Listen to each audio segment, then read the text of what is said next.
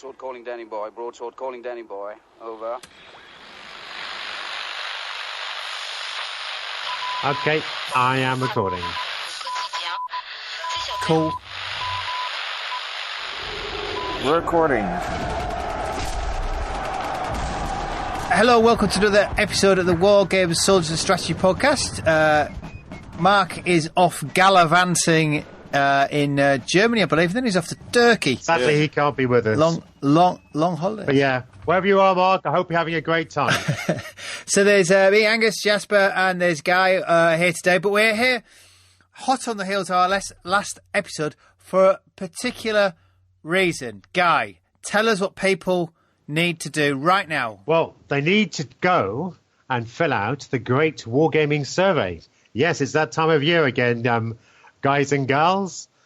Yes, which of course you can find at www.greatwargamingsurvey.com or alternatively, Jasper, GreatWarGamesSurvey.com. Why is it important that we collate all this information and we get it from as big a sample of people as we can? Because of what you said, the bigger the sample, the more reliable the data. How can this data be? How is the data going to be used? You know, how what's it reveal to us all? Well, it will reveal if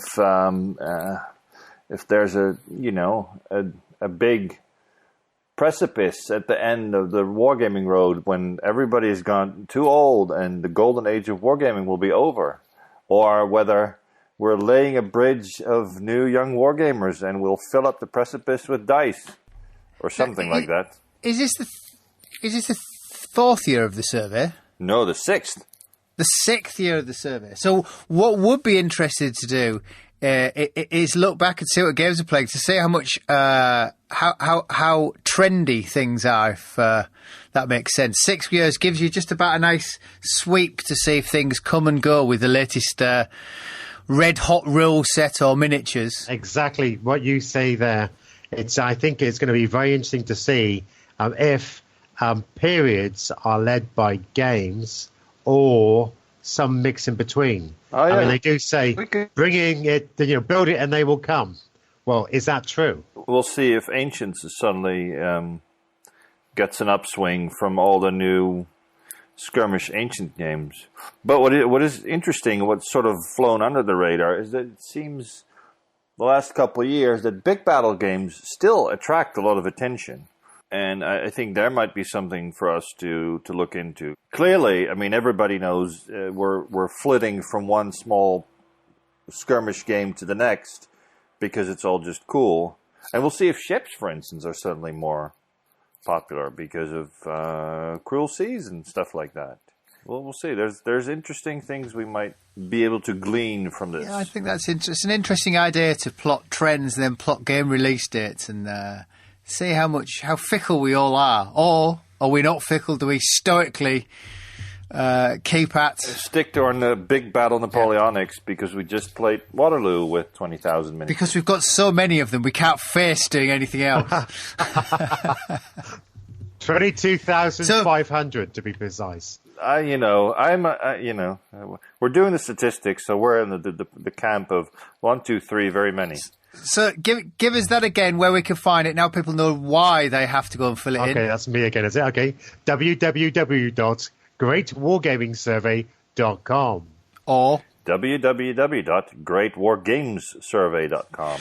Fantastic. Now, Guy, it is only a week or so since we last chatted, but has anything new fallen through your letterbox? Yes, indeed. One thing which I should have mentioned last time, and 2 new books which are literally hot off the presses. The first one we're looking at is, I must say, a beautiful book by Crooked Dice. It is called Granville and uses their 7TV program guide. If you're not familiar with 7TV, it basically lets you set up a war game and play it out as if it was an episode in a TV series. This particular one is written on Granville, which is best described, as the author said, as a detective steampunk thriller. Granville is a comic, by the way, written by, it's a Hugo Award-winning comic, written by Brian Talbot. Now, I don't know if you're familiar with the artwork of Brian Talbot and all his works, but I'm quite a fan. I remember, a long time ago, getting the Adventures of Luther Arkwright. I also know his work from Nemesis the Warlock with 2000 AD, which he drew. And, of course, he worked in cooperation with Neil Gaiman on the Sandman series. As it is, the Granville comics are great, but now you've got a game to be set in the Granville universe. And effectively, the book lays out the stars and the co-stars from the comic book and gives you everything you need to play it with 7TV. Fantastic. So it's not open all hours then, called Granville? No, not open all hours.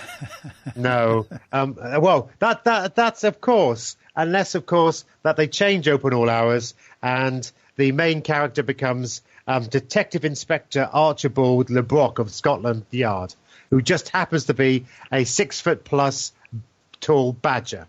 Because, of course, I should mention, this is all about anthropomorphic animals in a steampunk setting. If you want something different, just read the comics, because the comics are great. But if you want to play something different, then yes. If steampunk's up your stream and anthropomorphic animals are too, then yeah, go and get it. Very good. What else is there? Well, the next one is quite a biggie, which I've only had a flick through. It's Bolt Action Korea. This hasn't gone out for review yet. I mean, we'll be pressed to get it into the next issue, but so what does it give you? Well, surprisingly enough, everything you need to run the Korean War with Bolt Action. So you have the North Koreans with the Korean People's Army. You have Communist China. You have, of course, the United States, South Korea, and the British Commonwealth. Plus several scenarios. In fact, I shall have to look up exactly how many scenarios. There's loads of them. I mean, it's a very thick book, running to 240 pages. Well, it's not as if they have to do all sides. It's not as if they can build upon their existing World War II catalogue of stuff. Now, Warlord have already got the figures out, haven't they, for Korea? That's correct. They are doing North Koreans, Communist Chinese, and the Commonwealth troops, including all sorts of interesting things, like, for example, a Centurion tank. A fair bit of this stuff, is obviously World War II surplus. So you can sort of dust off your T-34-85s and start pitching them against Pershings, which will be fun. And there's a couple of new vehicles as well, like the BTR-40 for the Chinese and North Korean forces. Interesting. It's often an overlooked piece of military history is the Korean War. Yes. Yeah, certainly. So I'm actually really glad to see it. It'd be interesting to see if this ignites the flames of interest in post-World War II conflicts. And who knows, if this one goes well, maybe we'll see a Bolt Action Vietnam, ? I don't know. Could do. A resurgence in MASH. Oh, yeah, funnily enough, they do a hospital army clinic with some models which look a little bit similar to a certain TV series. Yes. None of the characters are names. I'm not too sure if they got the proper licenses and stuff. But yeah, there's certainly a very male-looking nurse in there. There you go. Good stuff. And the third thing that has arrived. Oh, yes. Now, this literally came in yesterday. It's called Steel and Steed, a wargaming rule set for Knights at Tournament. So, unfortunately, again, I haven't had a real good chance to have a look through it. But yeah, basically, it's a nice and easy, quick set of rules for playing out a series of melees or tournaments or jousts with knights, basically then leading to a grand final. So it's always a campaign type thing? Well, I suppose you could just play it off as, an individual combat or two, but then you'd probably be having a very short session. I think from the look of it, it's designed to be played out as, you develop your knight, Sir Hugh of Battenburg, and go forward and fight through various battles and see how high you can get. And perhaps you can win the crown of the tournament and win the lady's hand. Oh boy! Presumably the buy-in is relatively cheap then, as you only need to buy, well, a figure for you and one for your opponent. I know, but you need to buy all the figures for the audience. If you're going to do it properly, yes, you might actually want a little bit of scenery, like a sort of jousting tourney, a ring to fight in if you're doing the melee, and they also got archery in there. So you're going to need some archery butts. No jokes. And you need heralds, and you need pages, and stables, and of course you need a big... That's all fluff. This could possibly be the smallest buy-in war game we've ever had, is it? If you just need your knights and... Yeah, with proportionally the largest amount of fluff. You could possibly, save yourself a bob or two if you were to do it, and this is a cue for the next section we're going to go into, if you did it in... 6 mil. 6 mil. Yeah, but but you'd have to buy 96 figures or whatever it is for your one night to do it in 6 mil. You'd be able to have 96 friends. Oh, you can have mass combat. Yeah. That happens. If you're a war games club, you could buy a whole pack from Bacchus and have one each. But yeah, as you said, Guy, that leads us into you've been to where have you been? Joe 6 in Sheffield. Tell us about the Joe 6. Yes. Well, basically, I was invited up there by Mr. Googly Eyes himself. Hi, Pete.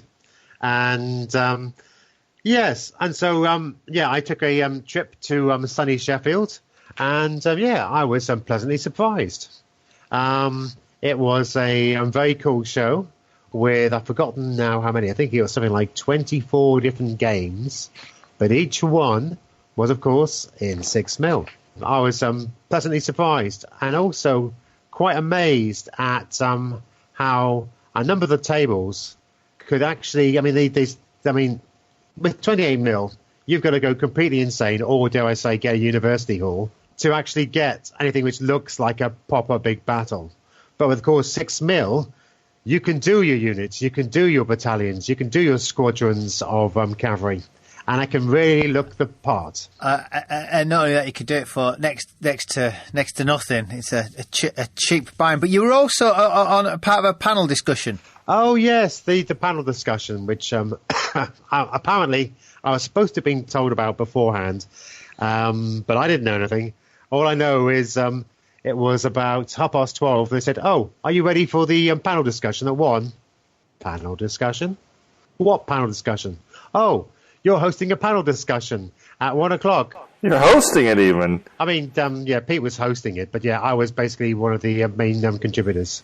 So there was you, Neil Shuck from Maples, and... Per Broden. Yes. Well, yes. You recorded it for us. It's quite a good 40-minute chat. So let's have a listen to that discussion. I'd like to thank you all for turning up to this little meeting. I'm hoping we're going to have an interesting discussion for the next hour. Part of this will be our Stellar panel. And I'd like to introduce you. Stellar panel? On the extreme end there we have Neil Shuck, who's, if you've never seen him before, you'll know his voice because he's the mover, the motivator and the voice behind the Beacons and Miniatures podcast. And I will say now, a podcasting legend amongst wargamers. We have Guy Bowers. And if he's got a bit of a rabbit trapped in the headlights look, he just informed me he didn't realise he was going to be on this panel. well, yeah. Somebody read the brochure, somebody didn't read the brochure. Yes, I found out I was on this panel when I read the brochure. But Gary is the editor of War Games, Soldier and Strategy, which I will say publicly is actually my favourite glossy out of the three. Bless, thank you. It's a really good magazine. Checks in the post. Yeah. But no doubt he's going to get some stick from you lot, judging from this morning's seminar. Good. Yeah. Good. I like a challenge. Finally, we have the shy, retiring, and occasionally tongue-tied Per Broden. Run while you can. Yeah, thank you. I would if I were you. And again, I don't know if any of you know, but Per has put on some of the most spectacular games we've ever had at the Joe 6. He's done this consistently ever since we started, and he's an absolute stalwart of not only the Joe 6, but I think now the 6 mil game community. So I think we've got a pretty good cast there for you to have a go at. Well, what I'd like to do is have a discussion. the basic topic is, I'd like to see what do you think of the current trends in wargaming. This is where I'll be coming to you. And obviously, given the nature of the event we're at, where you think 6mm wargaming fits into that now, where do you think it's going, what do you think can happen from that. Now, this will be question driven, because the easiest way for us to do this is to get ideas from you.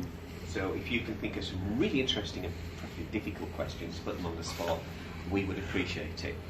But I'm actually going to start off by just going along the edge of the panel, please starting with Neil, and if you could just address in a few opening comments the broad question I started with. From my extensive research into this question, I think we're at a stage where the hobby's diversifying and fracturing even more than it has been in the past. There is so much out there now. Essentially, whatever you want to do, you would generally find rules and miniatures to do it, which is potentially both a good and a bad thing, because you end up in a situations where you have niches within niches within niches.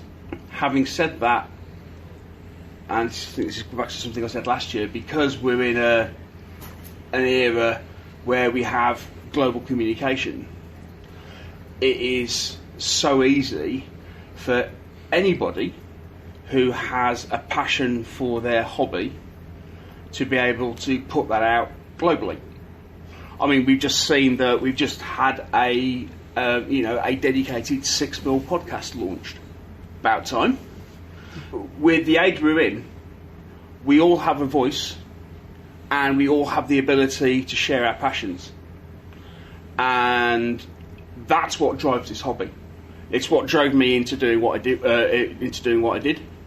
As far as starting a podcast in the first place, because I wanted to share my interests, and it grew completely out of proportion from anything I was thinking of. The hobby is at a point where you can do anything you wish, but you also have, if you're saying, well, nobody's doing this, we're all at a point where we can take a little bit of responsibility and start shouting about it, whether it's a podcast, a hobby blog, Twitter, Facebook.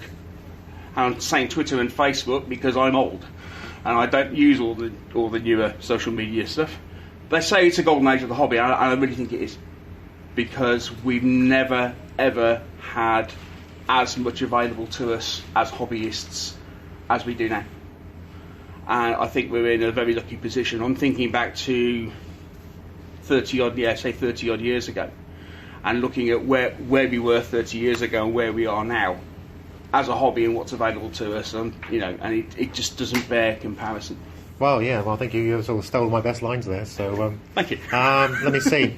I think, yes, there is a great diversification in the hobby. I do believe the hobby is growing. And I do think there's a lot of room in the hobby. So you will find that your average gamer does numerous scales. I mean, myself, I think the second scale I collected was actually 6mm. A friend of mine at school said, "Oh, look at these," and had a little box of tanks. And I remember I was saving up what was supposed to be my dinner money, and basically, getting tanks that way. We have a diverse hobby, and I believe a healthy and growing hobby, as Neil said. Part of my responsibility as a magazine editor is to do my best to appeal to everybody. You can be cynical and say, well, that's so you can sell your magazines, Guy, and yes, you'd be right. But I also think it's about a love of the hobby as well, which is what I try and put into WSS. Yeah, I think you covered all the bases, damn it. Sorry, mate. Oh, okay. I think the hobby is healthy. I think the hobby is vibrant and growing. Yes, there are certain, I think, artificial divisions, because come the end of the day, whether you're playing sort of like 40k or Malifaux or Black Powder or name whatever game you like, we're all rolling dice. We're all coming together as a social hobby, together as friends, and we're rolling dice. So what flavour those rules are, what have you, I like to think immaterial, really. I mean, okay, people always have their favourite rule sets, but I'll occasionally play something which isn't quite to my flavour, or try and persuade people to play things which are more my flavour. So I think, we've got a lot more in common than we would care to admit. passing on to Per. Yeah. So I'll try to be short then, because this guy's been going on for a while. I'm joking. Oh, thank you. Oh, that one has. Yeah. So for me, what is great with the hobby is that there's two type of wargamers. Well, 18, but I'll go through the two. Okay. Actually, yeah.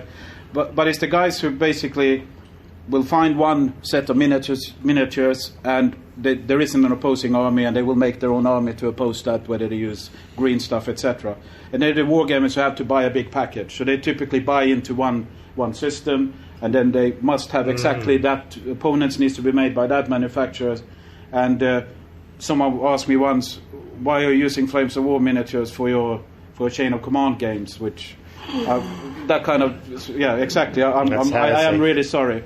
But the good thing is that because we have that second part of wargame, which I'm not. For me, if I find something I'm interested in, I make it happen. So half of my Cossacks, etc., they are actually ancient miniatures, and they are fighting perfectly well in 18th century setting. Actually, they're not that good on the field of battle, but that's the rules rather than themselves. But the key message is the fact that what is great is a game like Flames of War for me, because it means that whatever passion I have in World War II will be produced.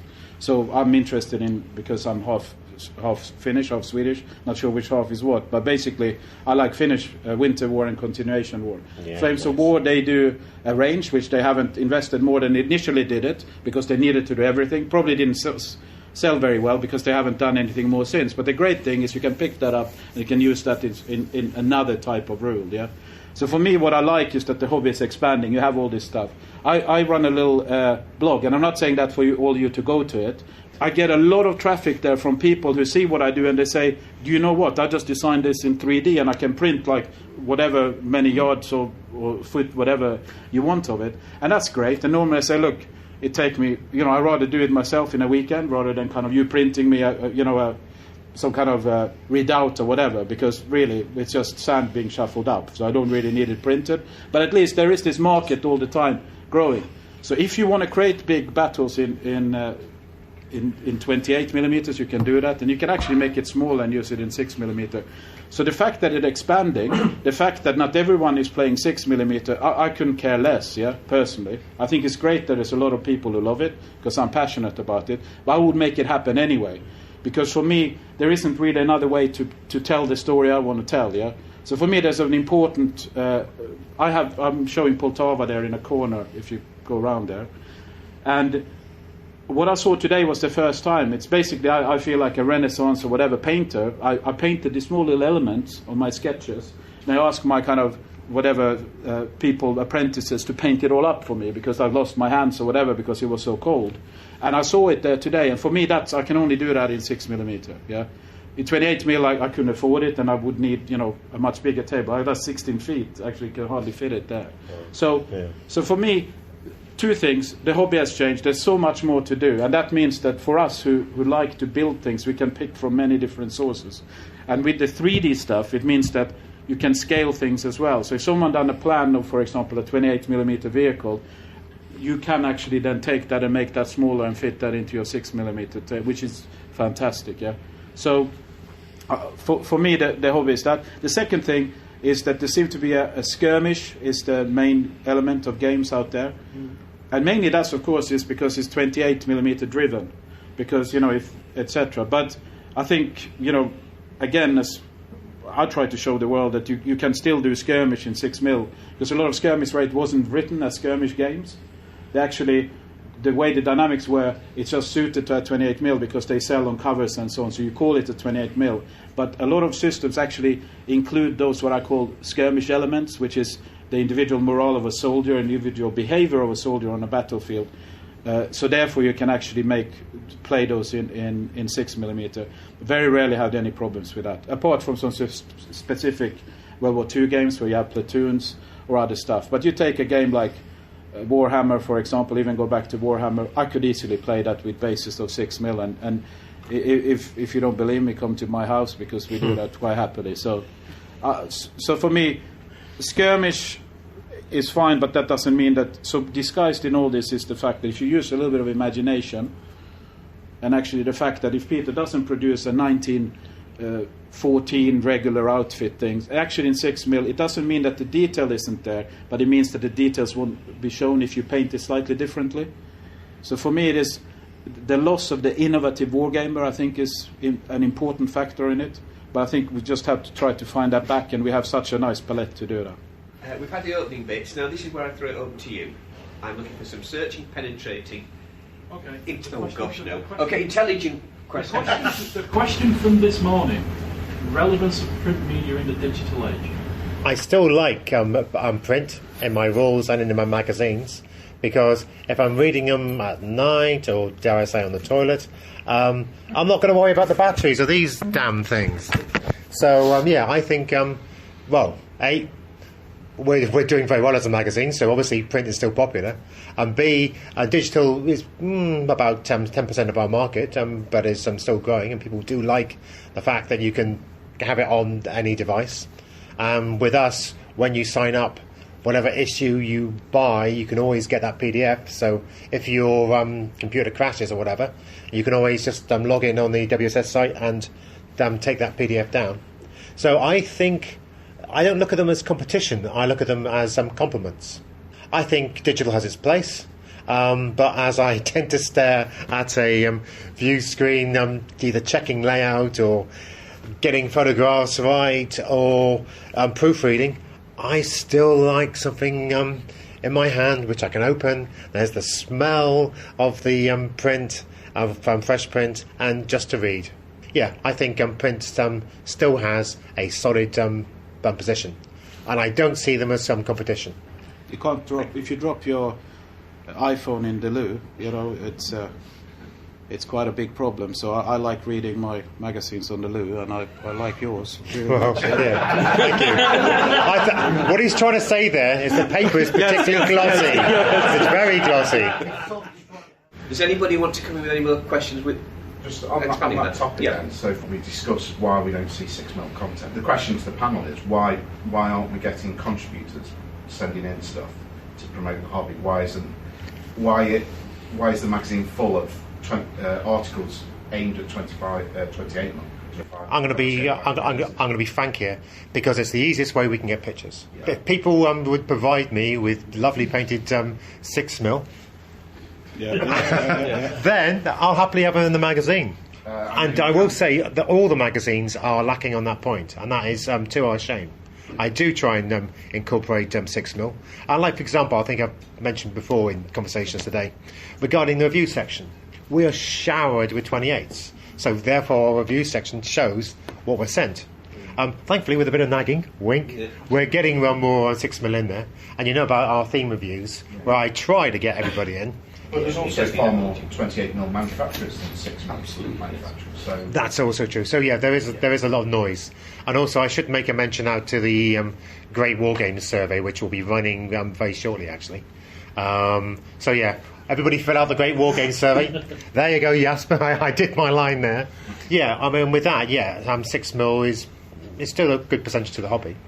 So yeah, all I can say is if you've got a particular passion, it's down to all of us together to help promote that passion. Can I come in on that with one thing? And it's especially surrounding the photography front. And I might say something slightly controversial at this point. Whereas I find with 6mm, it's as much about the spectacle of the table as it is about the miniatures. When you're doing with 28s, or even 15s, it's much easier to focus on the figures because they're bigger, they dominate the area. So for example, if you take a model shot of a 28mm miniature, you can get it so your depth of field means that you can see that there's terrain in the background, for example, but it's out of focus. It doesn't really matter how good that terrain is. If you're producing a professional magazine where you actually want stuff to look really good, part of the issue is making sure that your terrain is as good as your miniatures. We have an example in point with what Pear produces. Not everybody either puts the time in to do that, or wants to do it, and that's not a criticism, it's just an observation.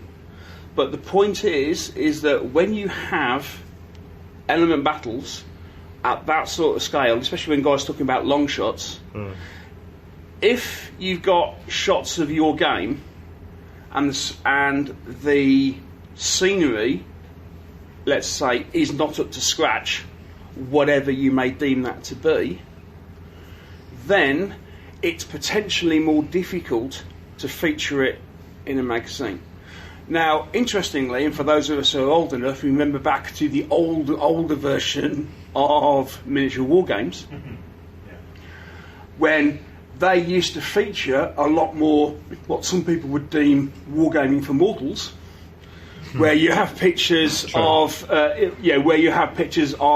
real games going on, where perhaps the miniatures aren't painted to display standard, and the terrain is something that you game on a Wednesday night as opposed to putting a display game on at a show on.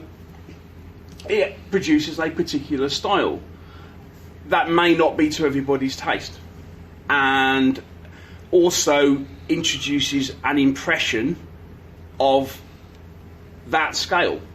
Because obviously a visual impression at whatever scale, it generates something. Does this look any good?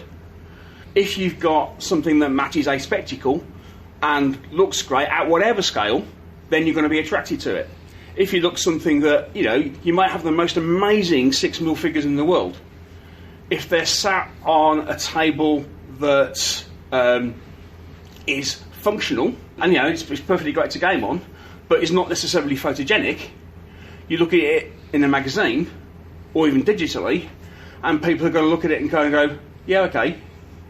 It doesn't have the same visual appeal and necessarily the same visual impact. And I think that's a challenge that we have at 6mm scale, simply because the miniatures don't dominate the landscape, it's the other way around. I totally get the kind of functional war game table as well. And I play, as Max there, my son knows, occasionally we play with very, very, what I call modest terrain, yeah? But to me, a 6mm miniature that has a dice behind it that indicates how many losses it's taken, that is taller than the miniatures are, is really a deal breaker for me. What's the point here, Also, when the label saying what the unit is that sits on the unit is bigger than the unit itself, that's a deal breaker for me as well. And I'm sorry, that's just how I operate, yeah? It's the same as I get irritated people do 28mm, where you have all this myriad of cool terrain and so on, and put up a mundane table as well. So it's just the same thing, yeah? But what I'm saying is that for me it's all about immersion. I like watching art, and that's how I want to play games. And perhaps is that elitist or whatever, I don't know. But that's how I want to play my games. Frankly, if I got a magazine seeing what I can do, in 2 minutes at home, wouldn't inspire me, a piece of felt that's a wood, and then that's slightly different, that's apparently a wheat field, I wouldn't buy that magazine seriously. And I don't think many of us here would, in that sense, just because it's promoting some kind of averageness, yeah? I think back to this thing is that the fact that 6mm should have a place in the hobby.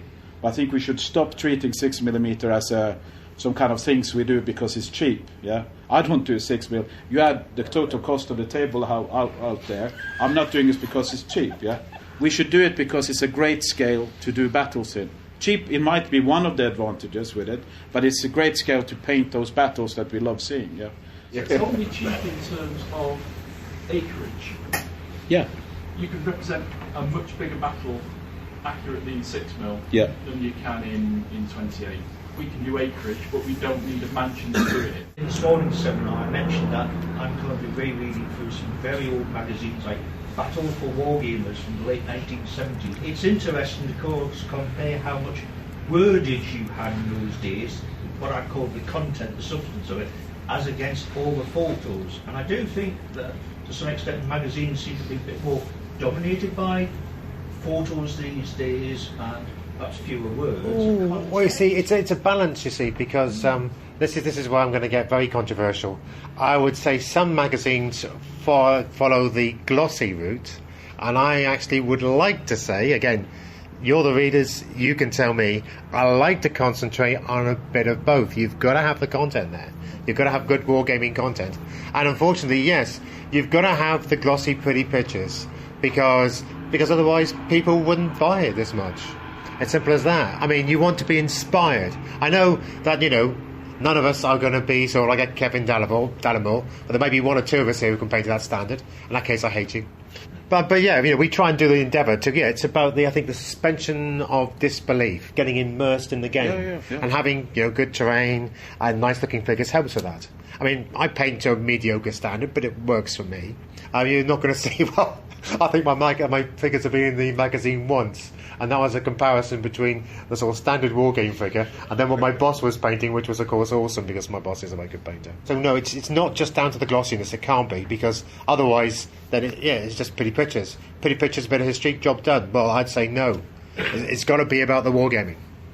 And as far as the scenario is concerned, I'm sure, like you were saying earlier, Per, about rules. A decent set of rules, you can play 6mm, you can play 2mm, you can probably play 54mm if you've got a mansion house. So the actual scenario, the pictures could be anything. In fact, I try to get different sizes and different scales in the magazine when we do have a feature, just to remind people that, it can be anything. Sorry, another question. How do you see the trending rules are evolving?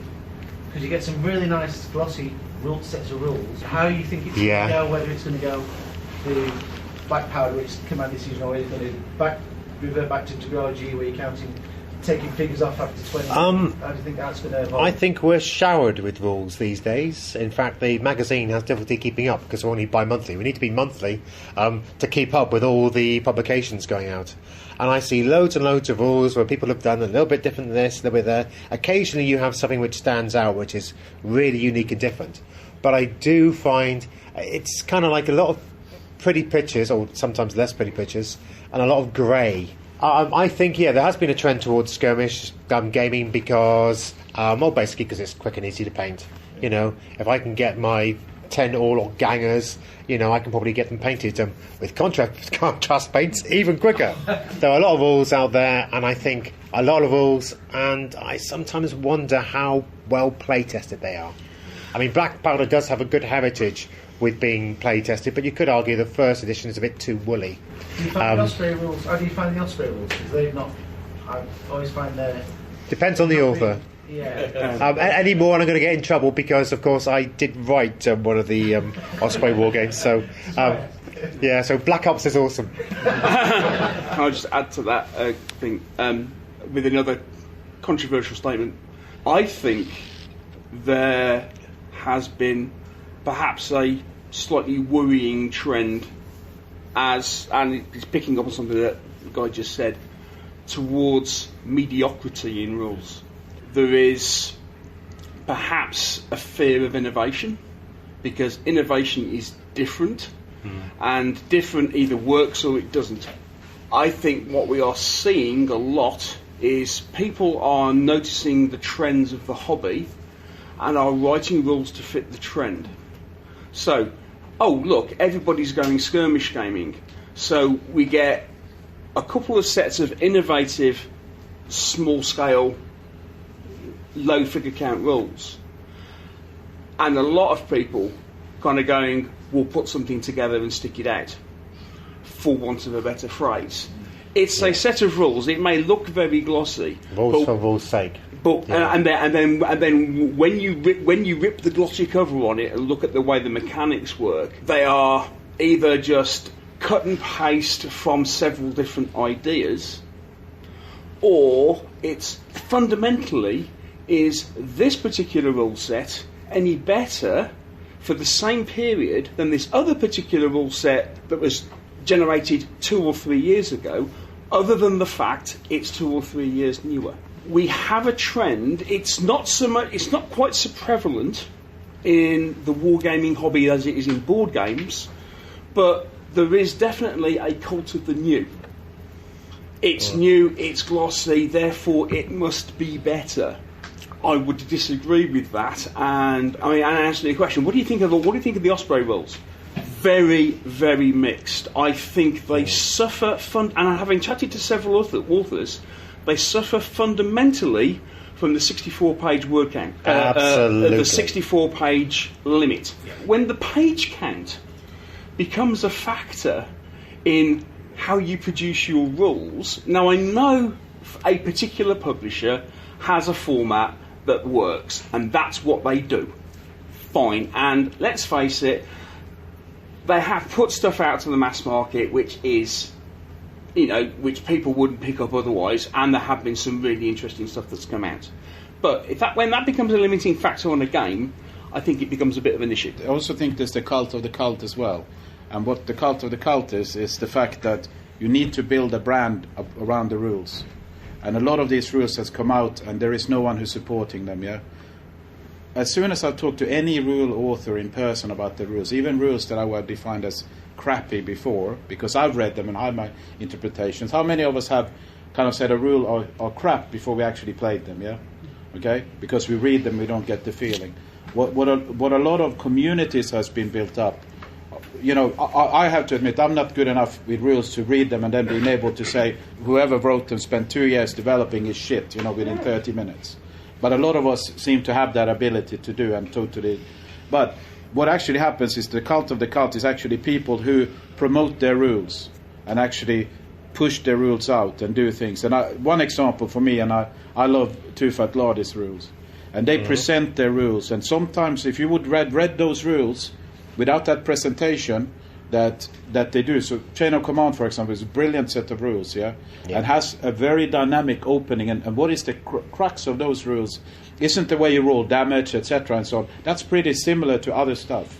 But it's how you engage your soldiers into the fight, yeah?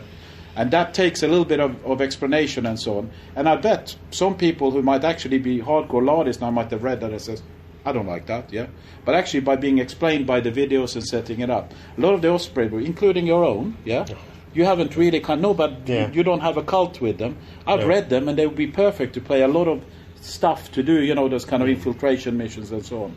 But there isn't kind of a Black Ops group, in that sense, that are kind of pushing it out. So I think, my point is also that if you're going to set a rule set out, and you don't promoting it and try to kind of sell it in one way or another. In the media we talked about this new digital age. I'm sorry, it's just a few pages of stuff, because that innovation you have built in there, no one else will see it, yeah? Unless you tell them it's great, yeah? And I think a lot of those Ospreys books that have fallen on the side, that I've never picked up or never heard about, they're probably as good as the other ones are, yeah? But they don't have the community. Take on the Lion Rampant rules, so that whole series, yeah. Good friend with Michael Lex since my childhood and so on. They are constantly beating that rule set out, yeah. And some people like it, some don't. But there is a following around that. If you want to ask, how should I use my, Rhodian archers in this setting? They'll probably say, well, use them as archers, yeah. Well, fine, great, and there's suddenly no. But what I'm saying is that, because a lot of the 80% of the wargame community doesn't have that level of imagination to actually understand that these are actually just slingers in that game too, yeah? And I'm being perhaps harsh, but I'm saying you need to kind of massage those points, yeah, with people. Sorry, you've been trying to ask a question for about 5 minutes. Yeah, the question I was going to ask, you've sort of been skirting around a bit, is the role of kind of the blockbuster game titles, so Games Workshop, Battlefront, Warlord game titles, and their role in the hobby, especially with, I suppose, your thoughts on that with relation to the 6mm scale. How you feel that type of game has a place with 6mm versus the larger scales? Well, I would say if it gets more people playing, it's got to be good, because they will then go on and discover things like 6mm. In fact, I know that there's quite a few pseudo Space Marines being painted up and used for 40k battles, which probably haven't ever seen a set of 40k rules, but that's fine by me. Yeah, there are big companies, and they do have a lot of clout, but I don't see that as necessarily a bad thing. If they're getting more people gaming, then there's going to be more people coming to Jaw 6. Can I put a point to that? Yeah. With specific regards to Warlord games, I sell an awful lot of stuff for Black Powder. If you use Black Powder rules. Yeah. I have official sanction and actually sell pre-made army packs for Hail Caesar. The actual design by Rick Priestley. Yeah. Warlord games aren't necessarily inimical towards 6mm, it's just that their brand is 20 years, they push it. people are able to adapt something which is set up for one purpose and use it for others. Which is a point that's been made earlier on. Yeah. So I would agree. I don't see it necessarily as a bad thing. I see it as broadening the audience. What we've got to do is to use that broader audience and drag people in to how we think things should be done properly. But that's up to us. Well, so I think it's a good thing. The one thing I will say, which I think has been touched on before, you want to see a big battle, you go out there, you look at the tables. 28mm, you're always going to be sort of like infantry from wall to wall, or in some Flames of War games I've seen, where you can walk from the tank to one side of the table to the other side of the table. But in 6mm, you've got that range to actually create a real battlefield. So you actually have got the flanks and everything. We bumped into Andy from Gripping Base. They're here demoing their new version of Swordpoint. Yeah. Yes. Look, it's mini Swordpoint. And the first, one of our first comment was, oh look, it's Swordpoint with flanks. Yeah. Can I add that? If people are aware that the guys from Gripping Beast are again another big 28mm company, they're ancient rules. They're here doing it in 6mm. Just taking his 28mm grounds base, bang 6mm figures and playing a game. It looks really good. Drilling down to this point a little bit more, that is noticeable as you walk around. The number of tables where there's a game happening in 6mm, but it's using a set of rules that wasn't just originally marketed or designed for 28mm. It is part of a heritage of those rules having existed and been developed around 28mm figures for a long time. Do you think there's a need for innovative rules that actually are designed around 6mm as a scale? Is there something about 6mm that actually the rules might want to reflect in the way that some 28mm games have gradually over the years shifted towards skirmish as their... That's a very good question. Lisa, I'll answer your question. No, there is no need at all. We play a game with a base, and on that base we stuck some interestingly coloured bits of metal. Whether that's one large interestingly coloured bit of metal, or 15 or 16 or 17 smaller little bits of metal, it doesn't matter. Push a base around and it's the area that counts. There is no sense at all in going for a 6mm specific set of rules. Our own Polymos series are not a 6mm set of rules. They're perceived as such because we sell them. But they're not. They've been used with 10s, 15s, I don't know, 28s. Because all they are is just an area that you push something around on. I think that is a point that just goes over so many people. And it's something the hobby could do without. At the risk of quoting a guy who I game with a lot, it's just a counter. Well, I would actually give a different answer, because innovative rules, I'm all for innovative rules. In fact, I would like to see a little bit more innovation in the hobby, as led by the two Fat Lardies. And again, you've got to give your kudos to Warlord Games, like, for example, their Dice Out the Bag system with bolt action and, of course, Cool Seas. I think there are some things that 6mm could do well, and there's something which it's a crazy idea I've got on my head. Ever since I did Siege and Conquest a long time ago for WAB. And that is how you can actually recreate a real battle, particularly the way that units will manoeuvre to try and get the best position before the battle happens. You read about it in the Civil War, in fact you read about it in all the conflicts that we have good information on. And so, I'm sure there is something there, and I'm sure a smaller scale would suit it. It hasn't quite formulated anything, and I haven't started writing any rules for it yet, but I do think there is something there which I think 6mm, or dare I say 3mm, could do very well, because you've got the space on the table to do the big manoeuvres. So I would say maybe. Taking everything we've discussed today, what's needed to push small-scale gaming, element gaming, big battles, into the mainstream? People to see me and to get my card. That's a start. I mean, besides, War Games, Soldiers and Strategy is not the only fruit. So I would say go to likes of WI, have a little chat with Danny or Wayne. Go to Miniature War Games and help promote it that way. Again, you do great work with podcasts and everything else, and Facebook.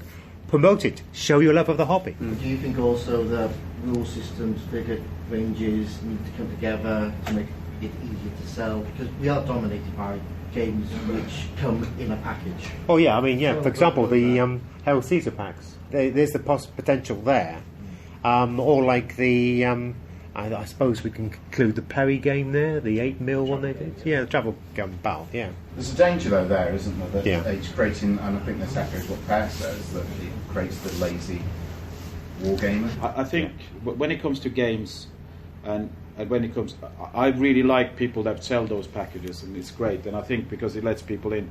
One of the stigmas I think I have with people who do 28 that I know is the painting bit, and I think that the more we can get out the message to people that actually it is easy to paint. It's not easy to paint, but it is challenging. But it's not as hard as people think. There's a different way of painting them. It's a different way of looking at things, and I think that once we get pictures of 6mm, not comparing the detail, even though the detail is there, but it's, for me, a 6mm detail is pointless. It's not how, Peter doesn't want me to buy one, cavalry and then spend 2 weeks painting it and show off, I've done a layer here and so on, but he wants me to buy 200. So let's focus on that, of presenting 200. How does 200 guys looks like on a picture? And I think that's the kind of thing we need to get. My point originally was going to disagree with Peter. The reason I did 6mm, gosh, back in the days of 5mm blocks from Minivid, was basically I wanted to do the complete battle. I wanted to do something like, say, Austerlitz or Antietam. And if I'm going to be then working at a command level with a proper army, not 6 battalions, and this is my corps or anything, and I'm going to work down through corps and divisions to perhaps a basic unit of a brigade, I'm going to write, and I write war games all the time myself, very rarely use commercial ones, I'm going to write something different for that, because the command, the level is very different. I'm going to use a ground scale of, say, 1 inch to 100 yards, so I've got a battlefield that's 3 miles wide, and really trying to move things from one flank to another will be difficult, and should be difficult, and I should not be able to control all those levels down. It never works in real battles. Why should it work in a game? But that's about game approach. But I would say if you're going to do 6mm and do complete battles, very few commercial rules are pitched at that, and that you will end up doing something that's devoted to that. I think you had your hand up first, Yeah. and then you. Don't worry. In the long term, Yeah. given that we're gaming about 2,000 years of history, say, and in 10 years' time, maybe at the current production design rates and everything, we'll probably have a comprehensive range of every major conflict in the last 2,000 years in every scale that you can use. And this is a sales-driven industry.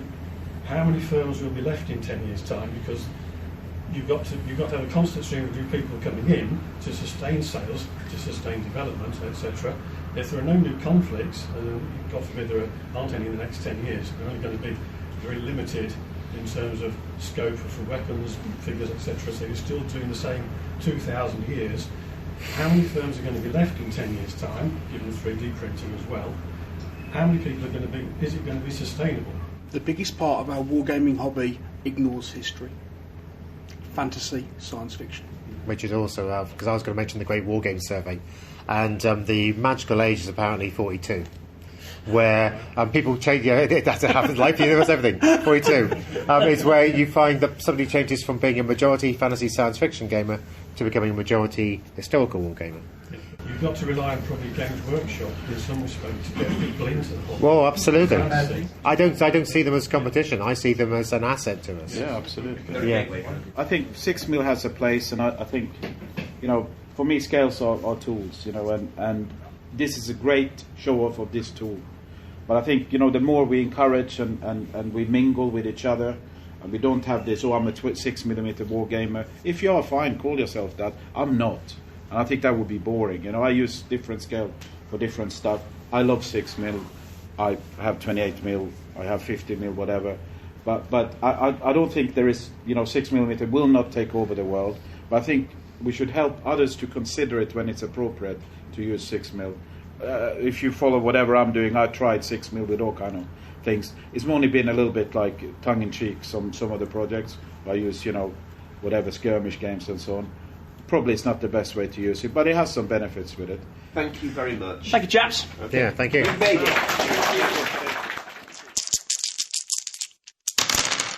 So I thought the chap who points out that with sort of the massive battles, you need to think about command was an interesting point. You know, as one man will not be able to effectively control a huge army, as can be portrayed in 6mm, which I thought was a really interesting point. And I wondered how many rule sets, if you know, would take that into account, or do you need a specifically 6mm set of rule set to play with such a large amount of figures on the table? Well, if you were listening to Mr. Bacchus there, but he successfully argued that, you know, any decent rule set should be able to be used with 6mm. And having seen 6mm skirmish at the Joy of Six, I now, seriously, and it worked. This is the thing. I was thinking to myself, is this really going to work? It's like, yeah, it's working fine. People are enjoying themselves, moving around their miniatures. No, I don't think that's, I don't think you could have specific rule sets dealing with, well, I'm thinking of Rommel, for example, which deals at sort of like the divisional level for World War II. Or you could argue that Blucher would be a similar rule set. But there's no reason, and again, people were using black powder quite happily on the table, playing with their 6mm miniatures. That should work fine, yeah. So I don't think there's that much of a limitation. I was thinking more sort of along some of the lardy ideas of friction. Would be interested to bring into a massive game where just orders don't get through, or people do things completely random, because that must have happened in large battles where all's going off at different times because the order's not got through on time or whatever. It'd be interesting to sort of model that within your game. Well, but there are rule sets that have modeled that via, like, you roll for the number of ADCs you have in that turn, which represents how many orders you can send out. And there's other rules, I think, where the CNC, all the brigade commanders have to be within a certain range of the CNC, which sort of limits you. You can't just have everybody go off everywhere however you want. It's just sort of almost a real chain of command on the battlefield. You have your CNC, and he has to be in range of his brigade commanders, and the brigade commanders have to have their units within a certain range. Absolutely. And also with black powder, you've got that dreaded, are they actually going to do as they're told when you make that leadership test? Or, it's a 6. Oh, great. They're deciding to charge towards the enemy to certain doom. Marvellous. It's certainly a discussion that has had me looking at the Bacchus website and then wondering, you know, I quite fancy English Civil War in 6mm. And then when I asked about, everyone I know seems to have English Civil War in 15mm. And they said, well, how about you do this in 6mm? I went, well, I was really interested in that. So, you know, perhaps at some point I'll get a 6mm army, but I need to pick a period. Well, funny enough, in the next issue of WSS, we have Dr. Mike Solway talking about how to paint a whole pile of 6mm miniatures. So maybe that'll give you inspiration. And do you know what? Hey, just paint up 2 sides. It shouldn't take you that long. Said he, working on his 6mm army. With those 6mm wargamers complaining they don't get a lot of coverage, I'd say with us, Meeples, the next issue of WSS, I'd say the perhaps 6mm on a roll. And we could all turn this back to the Great Wargaming Survey and say, we'll see where they end up in popularity. Yes, let's see if there's an uplift, in popularity. That's a very good point. So, shall we move on to what we've been up to? As I say, it's not long since we last convened. Guy, have you been up to anything? If in all honesty, not a lot. I mean, basically, I've been getting reviews. So I have been painting minis, but they've been painting them with Tamiya Smoke for photography for the next issue. So I must admit, I am hankering to finish up a few things. And I think I am going to get and do some more Napoleonic British riflemen. Mainly because I think Jasper wants a blog from me in the next 2 days. And 24 hours, I think. Actually, by the time people hear this, the blog should be up. Where would they find the blog? Well, you just have to go to the WSS Magazine website, of course. Which is? www.wssmagazine.com.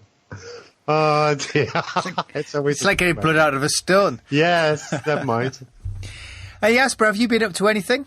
Have you been expanding your World War II range? I have, despite the fact that it was record-breaking temperatures here.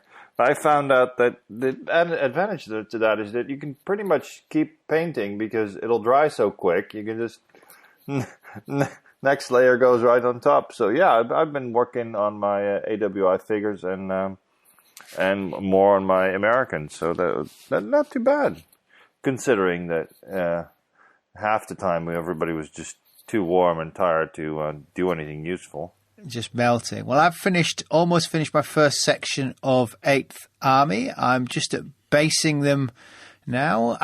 My next job is to go and get some cork tile. I wonder if I got cork floor tiles, and then while my wife's not in, putting it through the food blender to see what kind of effect that might give me for basing. I was slightly intrigued if it had sort of go into small particles and look like great rocks and boulders. Yeah, well, you just have to make sure it doesn't get any other kind of interesting side effects. But I thought that might be interesting. I can just see that, yeah. Yeah, I can see your next, bolognese is going to be a bit chewy. Well, I did wonder if I was the only person that mixes down their water and PVA glue with the food mixer when nobody's looking. How much of that stuff do you need in one go? Oh my, at least. Well, I was mixing up about a litre at a time because I was doing trees. I was doing trees out of brushes, and it tends to be really glue intensive. So I seem to want lots of it. So rather than do it by hand, I got it's the hand food blender, and I when no one was looking, just. I figured the PVA being... Oh, my God. Well, yeah, give it a quick rinse. Well, I'm pretty sure PVA must be edible. Otherwise, it wouldn't give it to kids at school. Yeah, well, there's edible and there's edible. We've all turned out fine, haven't we? Yeah, perfectly fine, thank you. With that white glue. So that's, So my cork towels is my next thing to mash up to. I'll let you know how they... remind me cool. How they... Please do. How they will.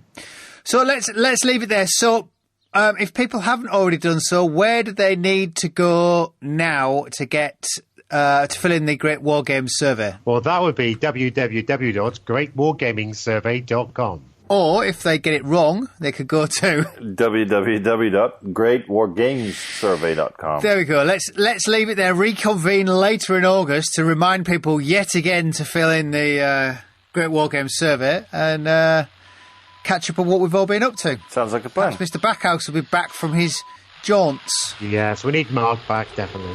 We miss you, Mark. All right, bye. All right, bye. Bye for now.